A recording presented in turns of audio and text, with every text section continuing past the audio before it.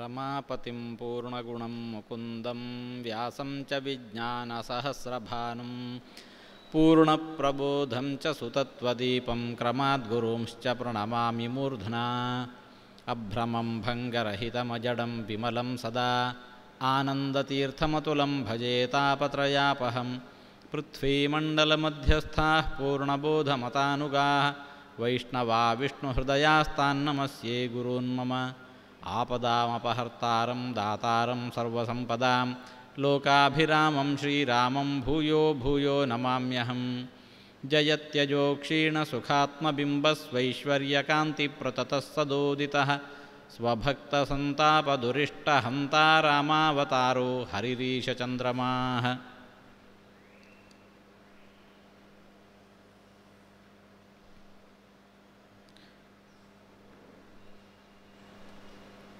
ಶ್ರೀರಾಮಚಂದ್ರ ಗುಹನ ಸಹಾಯದಿಂದ ಗಂಗಾ ನದಿಯನ್ನು ದಾಟಿದ. ಗಂಗಾ ನದಿಯ ಉತ್ತರ ತೀರದಲ್ಲಿ ಇರತಕ್ಕಂತಹ ನ್ಯಗ್ರೋಧ ವೃಕ್ಷದ ಬುಡದಲ್ಲಿ ಕುಳಿತು ಲಕ್ಷ್ಮಣನ ನಾಡಿಮಿಡಿತವನ್ನು ಪರೀಕ್ಷಿಸ್ತಾ ಇದ್ದಾನೆ. ಲಕ್ಷ್ಮಣ,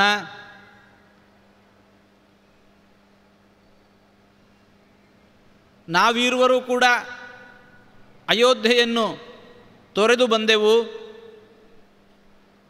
ಕೈಕೈಯಿಂದಾಗಿ ನಮ್ಮ ತಾಯಿ ಕೌಸಲ್ಯಾದೇವಿಗೆ, ತಂದೆ ದಶರಥ ಮಹಾರಾಜರಿಗೆ, ಸುಮಿತ್ರಾದೇವಿಗೆಲ್ಲರಿಗೂ ಬಹಳ ಅಪಾಯವಿದೆ. ಹಾಗಾಗಿ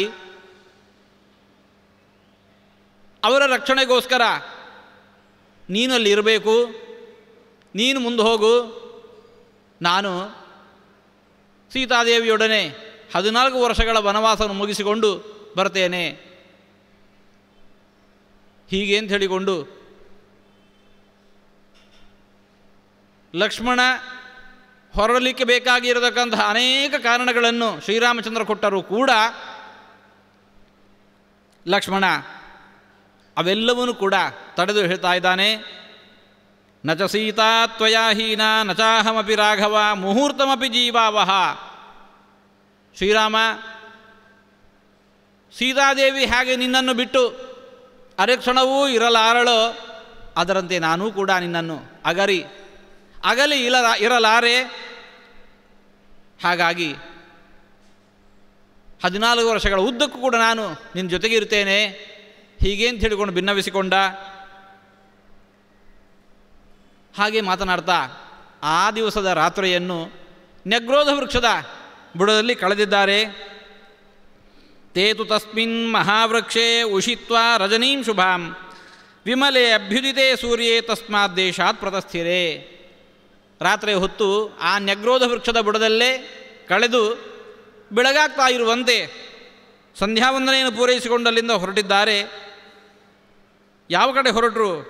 ಯತ್ರ ಭಾಗೀರಥೀಂ ಗಂಗಾಂ ಯಮುನಾಭಿಪ್ರವರ್ತತೆ ಜಗ್ಮುಸ್ತಂ ದೇಶಮುದ್ದಿಶ್ಯ ವಿಗಾಹ್ಯ ಸುಮಹದ್ವನಂ. ಇನ್ನು ಮುಂದೆ ಹೋದರೆ ಗಂಗಾ ಯಮುನೆಯರ ಸಂಗಮದ ಸ್ಥಳ. ಗಂಗಾ, ಯಮುನಾ, ಸರಸ್ವತಿ ಇವರೆಲ್ಲರೂ ಕೂಡ ಒಟ್ಟು ಸೇರುವಂತಹ ಸ್ಥಳ. ಇವತ್ತು ಪ್ರಯಾಗ ಕ್ಷೇತ್ರ ಅಂತ ಯಾವುದನ್ನು ಕರೀತಾ ಇದ್ದೇವೆ, ಅಂತಹ ಸ್ಥಳ. ಅಲ್ಲಿಗೂ ಹೊರಡಬೇಕು, ಆ ಊರನ್ನು ತಲುಪಬೇಕು ಅಂತ ಹೇಳಿಕೊಂಡು ಸಿದ್ಧರಾಗಿದ್ದಾರೆ. ಆ ದಿಕ್ಕಿಗೆ ಅಭಿಮುಖವಾಗಿ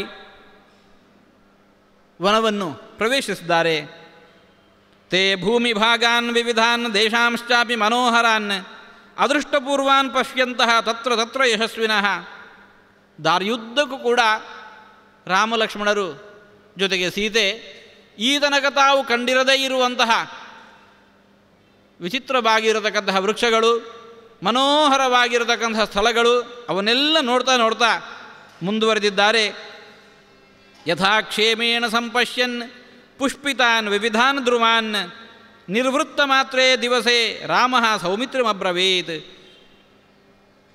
ಮುಂದುವರಿತಾ ಇದ್ದಾರೆ. ದಾರಿಯಲ್ಲಿ ಫಲಪುಷ್ಪ ಭರಿತವಾಗಿರತಕ್ಕಂತಹ ಅನೇಕ ವೃಕ್ಷಗಳನ್ನು, ಮೈತುಂಬ ಹೂವನ್ನು ಹೊದ್ದು ಆ ವೃಕ್ಷಗಳು ನಿಂತಿದ್ದಾವೆ. ಅದನ್ನು ಕಂಡು ಸಂತುಷ್ಟರಾಗಿದ್ದಾರೆ. ಹಾಗೆ ಮುಂದೆ ಹೋಗ್ತಾ ಇರುವಂತೆ ಇನ್ನೇನು ದಿವಸ ಮುಗಿಲಿಕ್ಕೆ ಪ್ರಾರಂಭ ಆಯಿತು. ಆ ದಿವಸದ್ದು ಕತ್ತಲಾಗಲಿಕ್ಕೆ ಪ್ರಾರಂಭ ಆಯಿತು. ಆ ಹೊತ್ತಿಗೆ ಶ್ರೀರಾಮಚಂದ್ರ ಲಕ್ಷ್ಮಣನ ಕುರಿತು ಅಂತ ಇದ್ದಾನೆ, ಪ್ರಯಾಗಮಭಿತಃ ಪಶ್ಯ ಸೌಮಿತ್ರೇ ಧೂಮಮುತ್ತಮಂ ಅಗ್ನೇರ್ ಭಗವತಃ ಕೇತುಂ ಮನ್ಯೇ ಸನ್ನಿಹಿತೋ ಮುನಿ. ಇನ್ನೇನು ಲಕ್ಷ್ಮಣ, ಸ್ವಲ್ಪೇ ದೂರದಲ್ಲಿ ಪ್ರಯಾಗ ಕ್ಷೇತ್ರ ಸನ್ನಿಹಿತವಾಗಿದೆ. ಅದೋ ನೋಡು, ಆಕಾಶದಲ್ಲಿ ಹೊಗೆ ಮೇಲೇಳ್ತಾ ಇದೆ.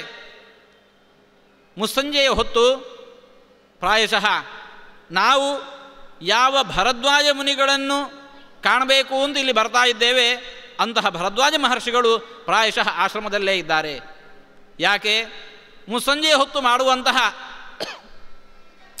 ಅಗ್ನಿಹೋತ್ರದ ಹೋಮ ಧೂಮ ಮೇಲೆ ಕಾಣ್ತಾ ಇದೆ. ಹಾಗಾಗಿ ನಾವು ಸರಿಹೊತ್ತಿಗೆ ಬಂದಿದ್ದೇವೆ. ಹೀಗೆ ಅಂತ ಇದ್ದಾನೆ. ನೂನಂ ಪ್ರಾಪ್ತಾಸ್ಮ ಸಂಭೇದಂ ಗಂಗಾ ಯಮುನಯೋರ್ವಯಂ ತಥಾ ಹಿ ಶ್ರೂಯತೆ ಶಬ್ದೋ ವಾರಿಣೋ ವಾರಿಘರ್ಷಜ. ಅದರಂತೆ ನಾವು ಪ್ರಾಯಶಃ ಪ್ರಯಾಗವನ್ನು ಸಮೀಪಿಸಿದ್ದೇವೆ ಅಂತ ನನಗನಿಸ್ತಾ ಇದೆ. ಯಾಕೆ ಅಂತಂದರೆ ಅದೋ ನೋಡು, ಆ ಗಂಗಾ ಮತ್ತು ಯಮುನಾ ನದಿಗಳು ಎಲ್ಲಿ ಕೂಡ್ತಾ ಇದ್ದಾವೆ, ಆ ಕೂಡುವ ಸ್ಥಳದಲ್ಲಿ ಎರಡೂ ನದಿಗಳು ರಭಸವಾಗಿ ಒಂದು ಸೇರುವ ಅದರಿಂದುಂಟಾಗುವಂತಹ ದೊಡ್ಡ ಧ್ವನಿ ಶಬ್ದ ಅದು ಕೇಳ್ತಾ ಇದೆ. ವಾರಿಣೋ ವಾರಿಘರ್ಷಜ, ಎರಡು ನೀರು ಕೂಡ ನದಿಗಳು ಸೇರುವ ಹೊತ್ತಿಗೆ ಉಂಟಾಗಿರುವಂತಹ ಮಹಾಧ್ವನಿ ಅದು ಇಲ್ಲಿಗೇನೇ ಕೇಳ್ತಾ ಇದೆ ನೋಡು. ಹಾಗಾಗಿ ಅವಶ್ಯವಾಗಿ ನಾವು ಪ್ರಯಾಗಕ್ಕೆ ಹತ್ತಿರ ಬಂದಿದ್ದೇವೆ. ಇವತ್ತು ನಾವು ಪ್ರಯಾಗಕ್ಕೆ ಹೋದೆವು ಅಂತಂದರೆ ಆ ಗಂಗಾ ಯಮುನಾ ಸೇರುವ ಸ್ಥಳದಲ್ಲಿ ಇಂತಹ ಧ್ವನಿಯನ್ನು ನಾವು ಕೇಳ್ತಾ ಇಲ್ಲ. ಪ್ರಾಯಶಃ ಹಿಂದಿನ ಕಾಲದಲ್ಲಿ ಎತ್ತರದ ಸ್ಥಳದಿಂದ ಇಬ್ಬರು ಕೂಡ ಧುಮುಕ್ತಾ ಇರುವ ಸ್ಥಳ ಅದು. ಹಾಗಾಗಿ ಮಹಾಶಬ್ದ ಬಹುದೂರಕ್ಕೆ ಕೇಳ್ತಾ ಇತ್ತು.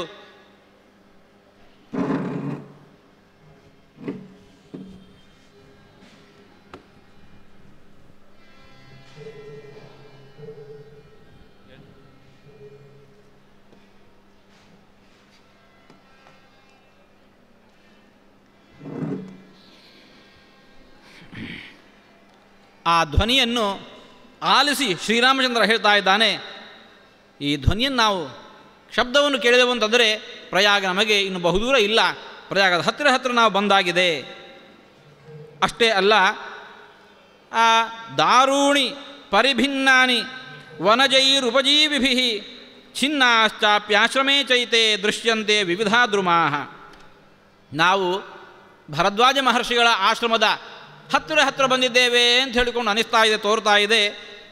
ಆಶ್ರಮವಾಸಿಗಳು ತಮ್ಮ ಆಶ್ರಮಕ್ಕೆ ಅನುಕೂಲವಾಗುವಂತೆ ಅಲ್ಲಲ್ಲಿ ಬೆಳೆದಿರತಕ್ಕಂತಹ ದೊಡ್ಡ ವೃಕ್ಷಗಳನ್ನು ಕತ್ತರಿಸಿ ಹಾಕಿದ್ದಾರೆ. ಧನ್ವಿನೌತವು ಸುಖಂ ಗತ್ವ ಲಂಬಮಾನೆ ದಿವಾಕರೆ ಗಂಗಾ ಯಮುನೋಯೋ ಸಂಧವು ಪ್ರಾಪತು ನಿಲಯಂ ಮುನೇಹೆ. ಹೀಗೆ ಶ್ರೀರಾಮಚಂದ್ರ ಹಾಗೂ ಲಕ್ಷ್ಮಣ ಪರಸ್ಪರ ಮಾತನಾಡಿಕೊಳ್ತಾ ಆ ಗಂಗಾ ಯಮುನಾ ಸಂಗಮದ ಸ್ಥಳವನ್ನು ಸಮೀಪಿಸಿದ್ದಾರೆ. ಇನ್ನೇನು ಆ ಸೂರ್ಯ ಮುಳುಗಬೇಕು, ಅದಕ್ಕೆ ಮುಂಚೆನೇ ಆ ಕ್ಷೇತ್ರವನ್ನು ಸೇರಿದ್ದಾರೆ. ಮುನೇ ನಿಲಯಂ ಪ್ರಾಪತು, ಭರದ್ವಾಜರ ಆಶ್ರಮಕ್ಕೇನೆ ಬಂದು ತಲುಪಿದ್ದಾರೆ. ರಾಮಸ್ತು ಆಶ್ರಮಮಾಸಾದ್ಯ ತ್ರಾಸಯನ್ ಮೃಗಪಕ್ಷಿಣಃ ಗತ್ವಾ ಮುಹೂರ್ತ ಮಧ್ವಾನಂ ಭರದ್ವಾಜಮುಪಾಗಮತ್. ಹೊಸ ವ್ಯಕ್ತಿ ಆಶ್ರಮದೊಳಗೆ ಪ್ರವೇಶಿಸ್ತಾ ಇರುವಂತೇನೆ ಅಲ್ಲಿದ್ದಂತಹ ಮೃಗಪಕ್ಷಿಗಳು ಒಮ್ಮೆ ಬೆದರಿದ್ದಾವೆ. ಶ್ರೀರಾಮಚಂದ್ರ ಒಂದು ಕ್ಷಣ ಮಾತ್ರದಲ್ಲಿಯೇ ಭರದ್ವಾಜರ ಆಶ್ರಮದ ಒಳಗೆ ಹೊಕ್ಕಿದ್ದಾನೆ.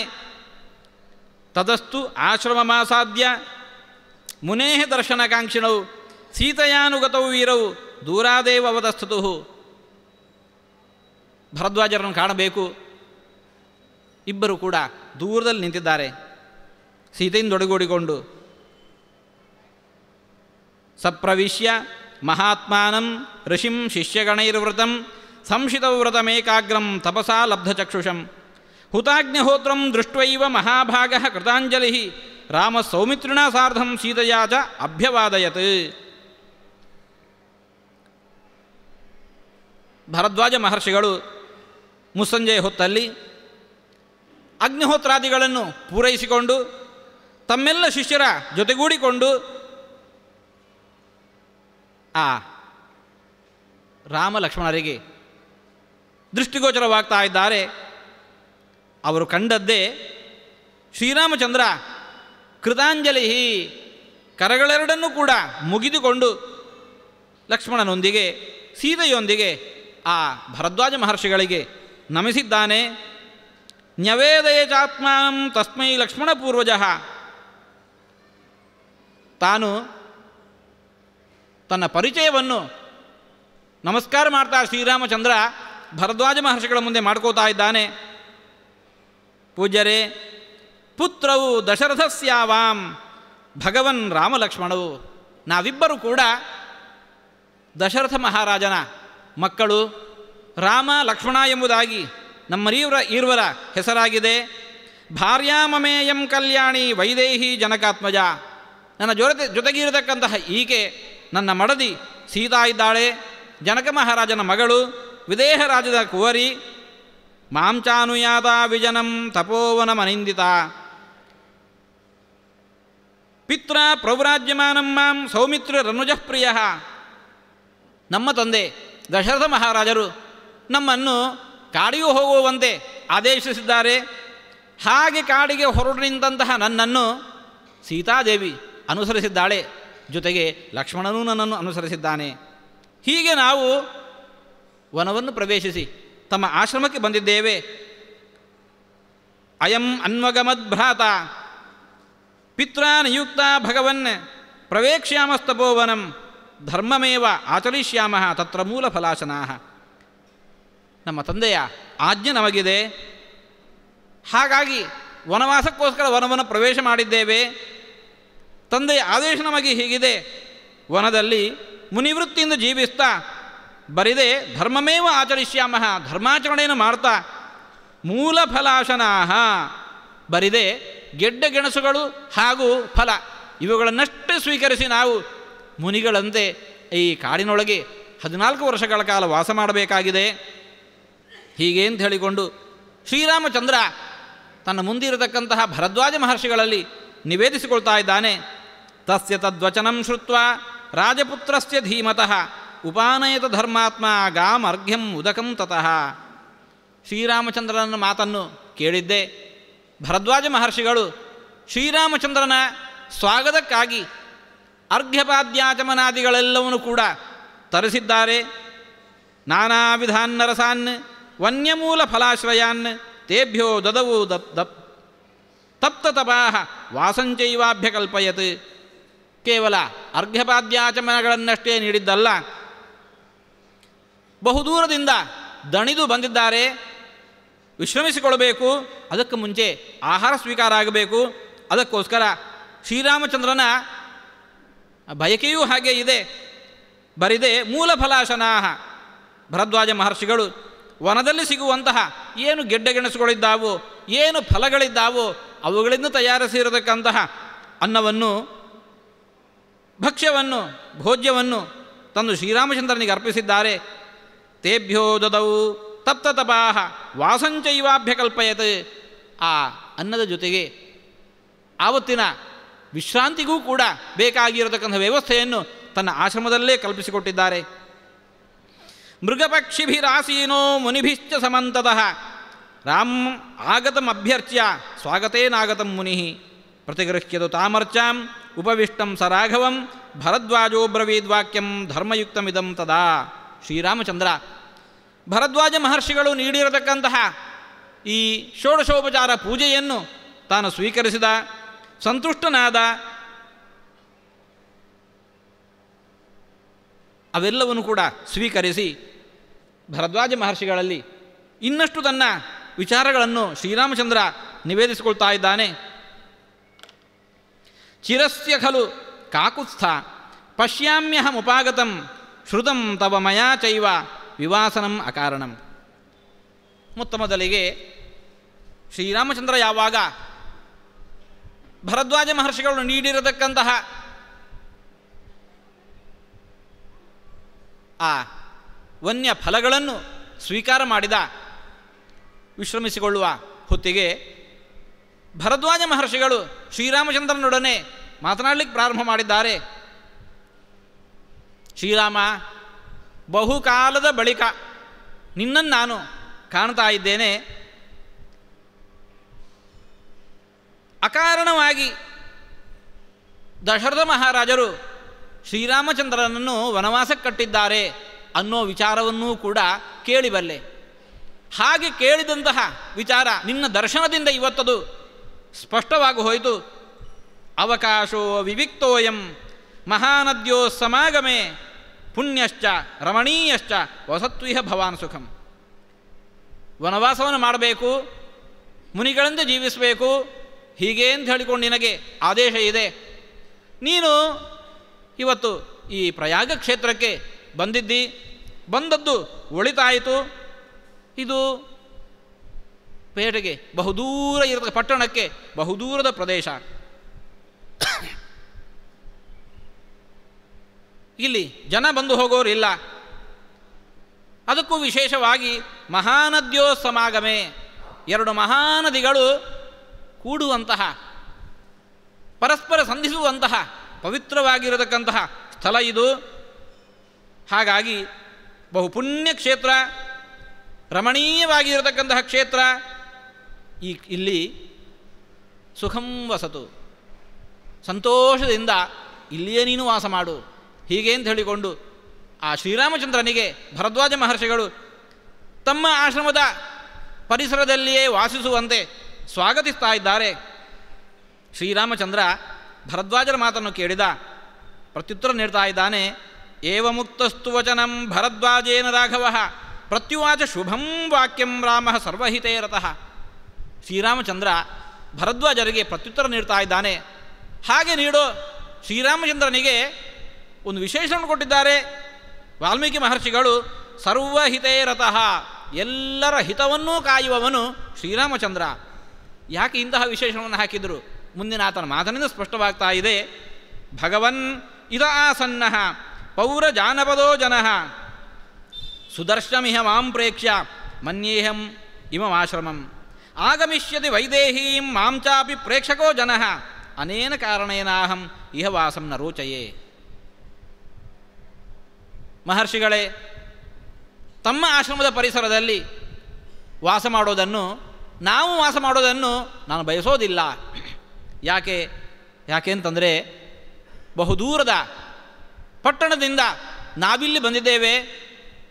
ಇದನ್ನು ತಿಳಿದಂತಹ ಮಂದಿ ಶ್ರೀರಾಮಚಂದ್ರ ಇಲ್ಲಿ ಬಂದಿದ್ದಾನೆ, ಅಂತಹ ಸೀತಾಮಾತೆ ಇಲ್ಲಿ ಬಂದಿದ್ದಾಳೆ ಅನ್ನೋ ವಿಚಾರ ಬಾಯಿಂದ ಬಾಯಿಗೆ, ಕಿವಿಯಿಂದ ಕಿವಿಗೆ ಹರಡಿ ಜನ ನಾಳೆ ತಂಡೋಪತಂಡವಾಗಿ ಬರಲಿಕ್ಕೆ ಪ್ರಾರಂಭ ಮಾಡ್ತಾರೆ. ಹಾಗಾಗಿ ಜನ ಹಾಗೆ ಬರಲಿಕ್ಕೆ ಪ್ರಾರಂಭ ಮಾಡಿದರು ಅಂತಂದರೆ ಆಶ್ರಮದ ವಾತಾವರಣ ಅದು ಕೆಡತ್ತೆ, ತಮಗಿದರಿಂದ ಕೆಡುಕಾಗತ್ತೆ. ಈ ಕಾರಣಕ್ಕೋಸ್ಕರ ನಾನು ಈ ಆಶ್ರಮದ ಪರಿಸರದಲ್ಲಿ ವಾಸ ಮಾಡೋದನ್ನು ಬಯಸೋದಿಲ್ಲ. ಮತ್ತಿನ್ನು ಏಕಾಂತೇ ಪಶ್ಯ ಭಗವನ್ ಆಶ್ರಮಸ್ಥಾನಮುತ್ತಮಂ ರಮತೆ ಯತ್ರ ವೈದೇಹಿ ಸುಖಾರ್ಹ ಜನಕಾತ್ಮಜ. ಇನ್ನೊಂದು ಉತ್ತಮವಾಗಿ ಇರತಕ್ಕಂತಹ ಪ್ರದೇಶ, ತಾವು ಯಾವ ಪರಿಸರವನ್ನು ನಮಗೆ ಆಶ್ರಮವನ್ನು ಕಟ್ಟಿಕೊಂಡು ವಾಸ ಮಾಡಲಿಕ್ಕೆ ಉಚಿತ ಅಂತ ಹೇಳಿಕೊಂಡು ಸೂಚಿಸ್ತೀರೋ ಅಂತಹ ಸ್ಥಳವನ್ನು ತಾವು ಸೂಚಿಸಬೇಕು.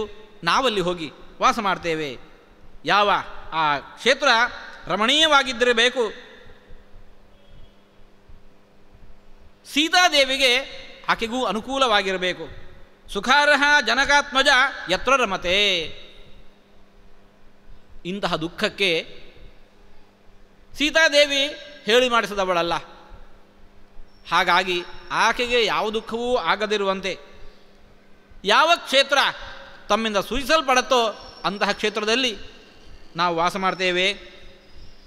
ಏತಚ್ಛುತ್ವಾ ಶುಭಂ ವಾಕ್ಯಂ ಭರದ್ವಾಜೋ ಮಹಾಮುನಿ ರಾಘವಸ್ಯದು ತದ್ವಾಕ್ಯಂ ಅರ್ಥಗ್ರಾಹಕಮಬ್ರವೀದ್.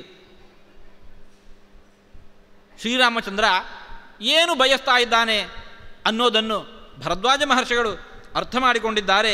ಅರ್ಥ ಮಾಡಿಕೊಂಡು ಪ್ರತ್ಯುತ್ತರ ನೀಡ್ತಾ ಇದ್ದಾರೆ. ಶ್ರೀರಾಮ ದಶಕ್ರೋಶೆ ಇತಸ್ತಾತ ಗಿರಿರಿಯಸ್ಮಿನ್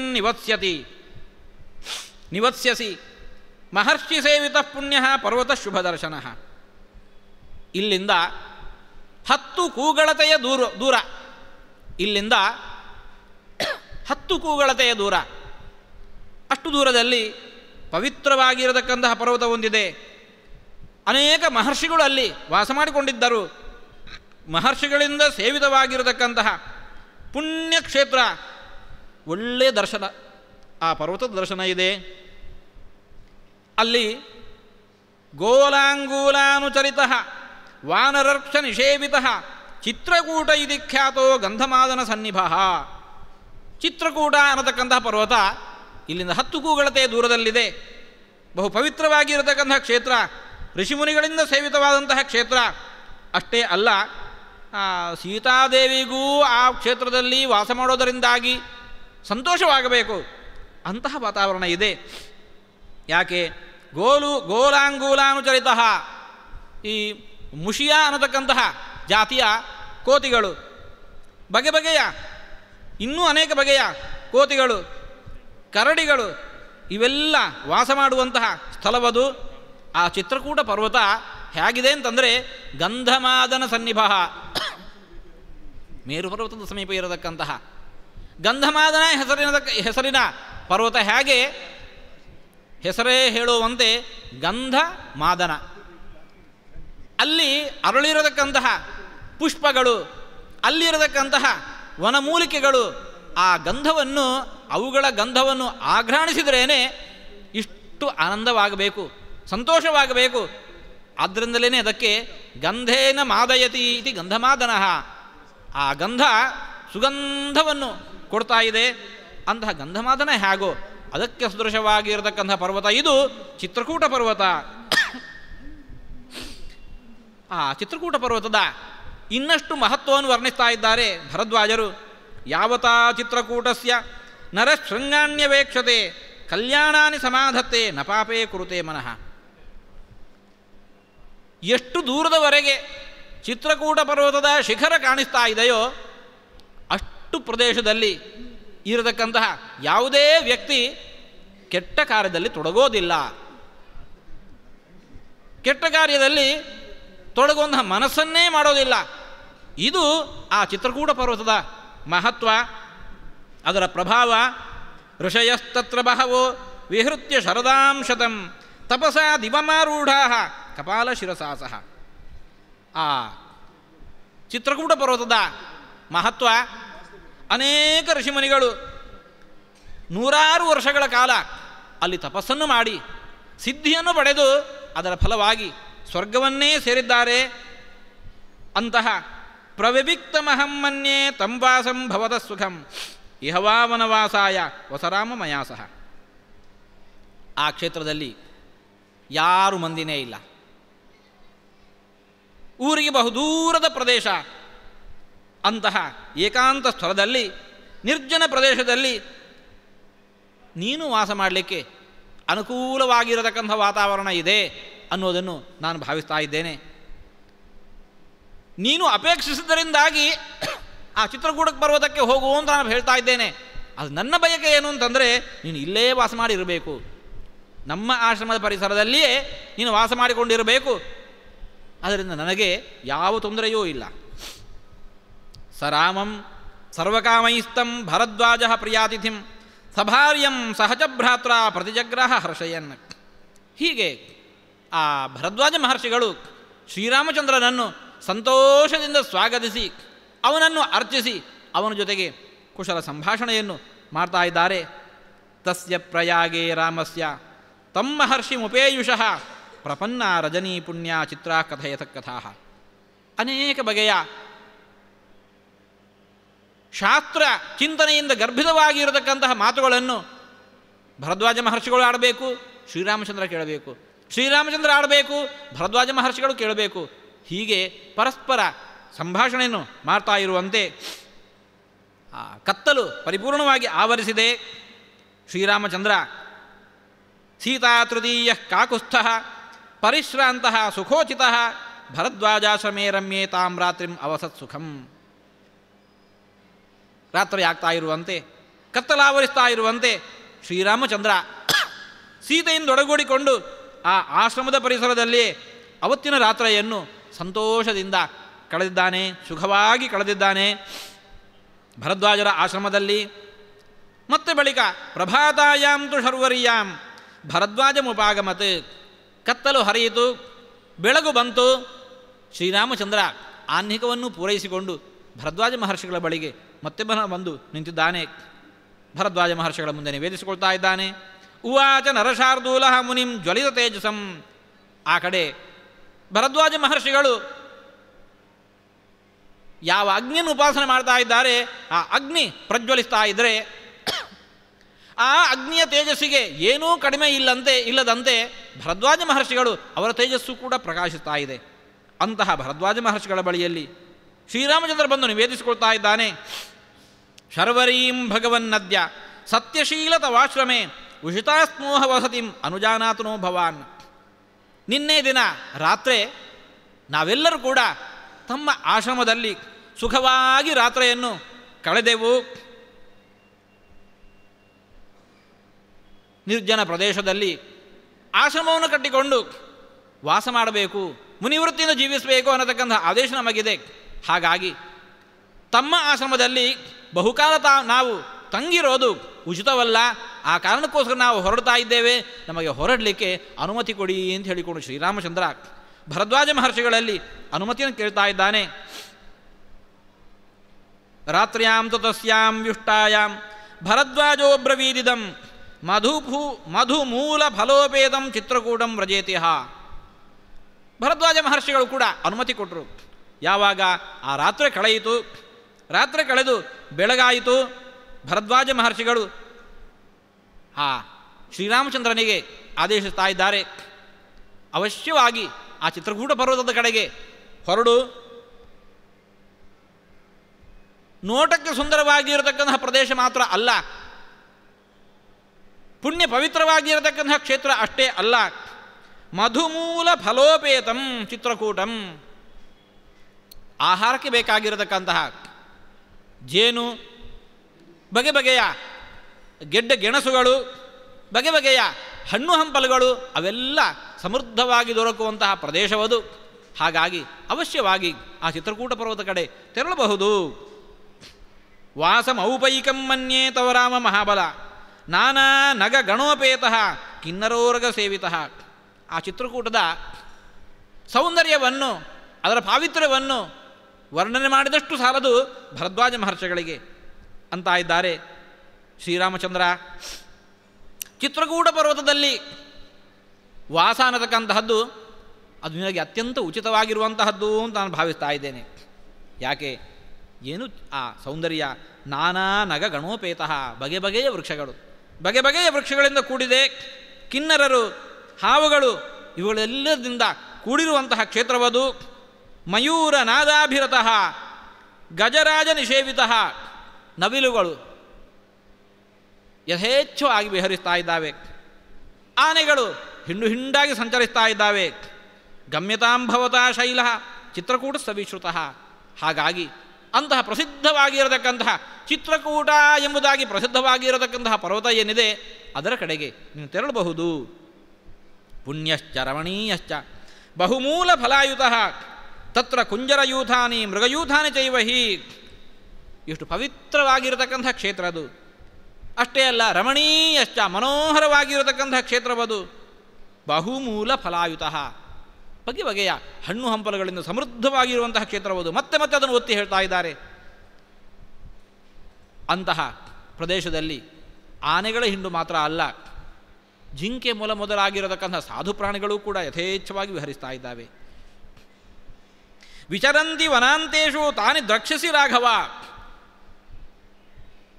ಆಶ್ರಮಕ್ಕಿಂತ ಪರ್ವತದ ದೂರದಲ್ಲೇ ಆ ವನ ಇದೆ. ಆ ವನದೊಳಗೆ ಈ ಎಲ್ಲ ಪ್ರಾಣಿಗಳು ವಿಹರಿಸ್ತಾ ಇರ್ತಾವೆ. ಅವೆಲ್ಲವೂ ನೀನು ಕಾಣ್ತಿ. ಸರಿತ್ ಪ್ರಸ್ರವಣ ಪ್ರಸ್ಥಾನ್ ದರೀಕಂದರ ನಿರ್ಜರಾನ್ ಚರತ ಸೀತೆಯ ಸಾರ್ಧಂ ನಂದಿಶ್ಯತಿ ಮನಸ್ತವ. ಆ ವನಪ್ರದೇಶದಲ್ಲಿ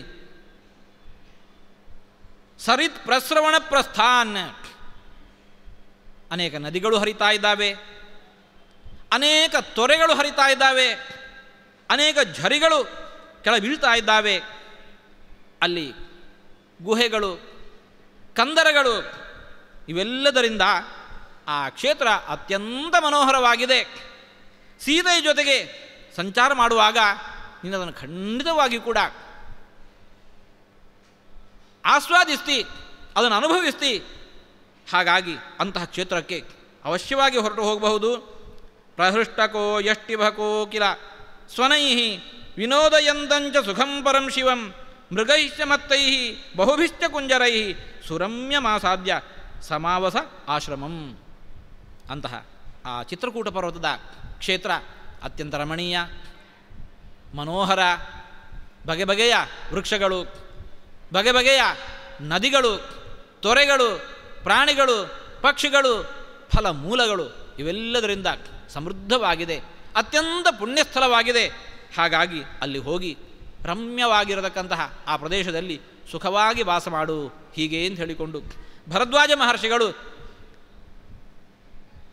ಈ ಆಶ್ರಮವನ್ನು ತೊರೆದು ನಾನು ಇನ್ನೊಂದೆಡೆ ಹೋಗಬೇಕು, ಅಂತಹ ಯುಕ್ತವಾಗಿರತಕ್ಕಂತಹ ನಮಗೆ ವಾಸಕ್ಕೆ ಅನುಕೂಲವಾಗಿರತಕ್ಕಂತಹ ಯಾವ ಸ್ಥಳಕ್ಕೆ ಹೋದರೆ ಸೀತಾದೇವಿಯೂ ಕೂಡ ಸಂತೋಷಪಟ್ಟಾಳೋ ಅಂತಹ ಒಂದು ಸ್ಥಳವನ್ನು ಸೂಚಿಸಬೇಕು ಅಂತ ಹೇಳಿಕೊಂಡು ಶ್ರೀರಾಮಚಂದ್ರ ಭರದ್ವಾಜ ಮಹರ್ಷಿಗಳಲ್ಲಿ ಪ್ರಾರ್ಥನೆ ಮಾಡಿದಾಗ ಭರದ್ವಾಜ ಮಹರ್ಷಿಗಳು ಆ ಚಿತ್ರಕೂಟದ ಸ್ಥಳವನ್ನು ರಾಮಚಂದ್ರನಿಗೆ ಆಶ್ರಮ ಕಟ್ಟಿಕೊಂಡು ವಾಸ ಮಾಡಲಿಕ್ಕೆ ಯೋಗ್ಯವಾಗಿರತಕ್ಕಂಥ ಸ್ಥಳ ಎಂಬುದಾಗಿ ವಿವರಿಸ್ತಾ ಇದ್ದಾರೆ ಎಂಬಲ್ಲಿಗೆ ಇವತ್ತಿನ ಪ್ರವಚನ ಮುಕ್ತಾಯಗೊಳಿಸ್ತಾ ಇದ್ದೇವೆ. ಕೃಷ್ಣ ಅರ್ಪಣಮಸ್ತು.